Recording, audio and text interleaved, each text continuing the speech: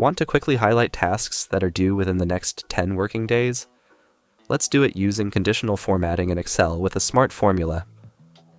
I've got a list of tasks here, each with its due date in column B.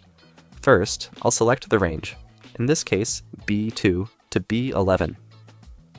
Now go to the Home tab, click Conditional Formatting, then go to Highlight Cells Rules, Less Than. In the box that appears, we'll enter the Workday and the Today formula. What this does is calculate a date that's 10 working days from today, skipping weekends automatically.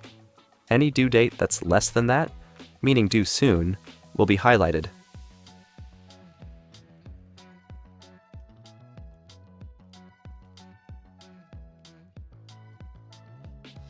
I'll pick a bright fill color to make it stand out and hit OK. Boom. Now, Excel highlights all tasks due in the next 2 work weeks. This is a great trick for project tracking, HR reminders, or any kind of deadline alerts. That's part 6 in our 500+ Excel tips and tricks playlist on the channel.